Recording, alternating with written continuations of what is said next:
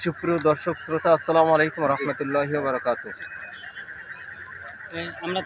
আমরা অতি দুঃখ পরিতাপের বিষয় যে একটি এত সুন্দর আয়োজন আপনারা দেখতে পাচ্ছেন যে আল কুরআন মাদ্রাসা এর উদ্যোগে তৃতীয় বার্ষিক এক বিশাল ওয়াজ মাহফিলের আয়োজন করা হয়েছিল আজকে, যেটা নতুন একটা মাদ্রাসা এবং মাদ্রাসাটা ধারাবাহিকভাবে এই তিনটা মাহফিল এলাকার দেখেন যুবক সমাজদেরকে একটু দেখান। এলাকার যুব সমাজ দেখেন এই মাহফিল নিয়ে তারা কতটা আন্তরিক এবং তারা দিন রাত পরিশ্রম করে এত সুন্দর একটি আয়োজন করেছিল। দেখেন প্যান্ডেল দেখান, সুন্দর একটি আয়োজন। এই আয়োজন নির্ধারিত সময়ের আগেই আমাদেরকে আজকে শেষ করতে হয়েছে শুধু একটা মানুষের কারণে। এত মানুষের পরিশ্রম, এত মানুষের বিসর্জন, এত মানুষের আশা আকাঙ্ক্ষা সব কিছু ধূলিসাৎ করে দিল শুধু একটা মানুষ। তিনি হলেন যাকে আমরা শ্রদ্ধার সাথে এতদিন যার নাম নিতাম, হাবিবুর রহমান মিসবাহ কুয়াকাটা।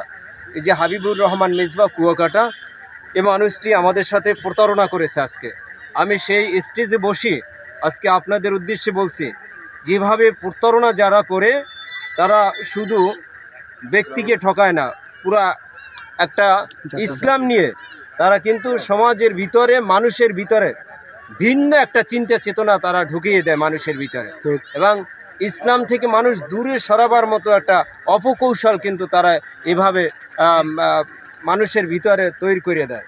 দেখেন এই যুবক ছেলেরা যারা স্কুল, কলেজ, ইউনিভার্সিটি এবং বিভিন্ন প্রতিষ্ঠানে পড়াশোনা করা সত্ত্বেও তারা কিন্তু দিনের স্বার্থে তাদের অক্লান্ত পরিশ্রম সেটা অব্যাহত রেখেছিল এবং এই মাহফিলকে বাস্তবায়ন করার লক্ষ্যে তারা দিন রাত 24 ঘন্টা পরিশ্রম করছে, ঘুমায় না ঠিকভাবে।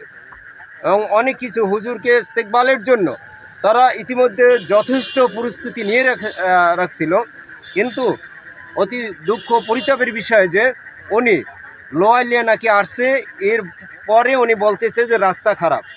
অথচ আমাদের মাহফিলের সব কিছু অধিবেশন আমরা কিন্তু আগের নিয়মে শেষ করেছিলাম এবং প্রধান বক্তা শুধু আসার অপেক্ষায় যে অধিবেশনগুলো বাকি ছিল, যেমন মাদ্রাসার কিছু প্রদর্শনী ছিল, এগুলো দেখাবার পরেই যে প্রধান অতিথি আসতেছে ওনার অপেক্ষায় সমস্ত মানুষ অপেক্ষমান, সেই মানুষগুলোকে উনি সব কিছু তাদের আশা ভরসা তাদের প্রত্যাশা সব কিছু উনি ধূলিসাৎ করে দিল। জন্য আমরা এই বিষয়টাকে ঘৃণা করে প্রত্যাখ্যান করছি যে একজন জননন্দিত ওয়েস এবং সারা বাংলা নাকি তার সুনাম সুখ্যাতি, তাহলে সেই মানুষটা কেমনে একটা জাতির সাথে একটা মানুষের সাথে এবং একটা দিনই একটা পরিবেশ, একটা ওয়াজ মাহফিল এবং দিনই একটা মার্কাস মাদ্রাসার উদ্যোগে মাহফিল, সেই মাহফিল নিয়ে উনি কেন আমাদের সাথে এই 2 নম্বরই করলো, এই প্রতারণা করলো।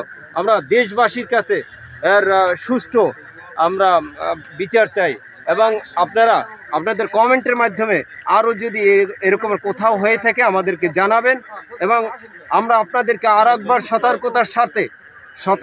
সতর্কতার স্বার্থেই ভিডিওটি করা যে আপনারা ওনাকে দাওয়াত দিলে খুব সতর্কতার সাথে দিবেন।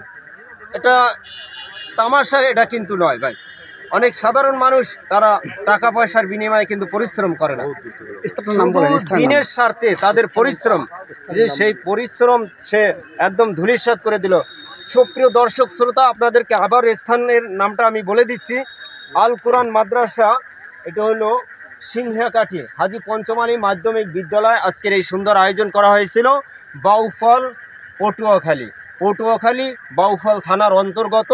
এটা হলো কালীশুরি ইউনিয়নের 1 নং ওয়ার্ড সিংহাকাঠি হাজী পঞ্চমালী মাধ্যমিক বিদ্যালয়, যেটা প্রতি বছর এই মাদ্রাসা নূতন হওয়ার পর থেকে এই 3য় বার্ষিকী মাহফিল।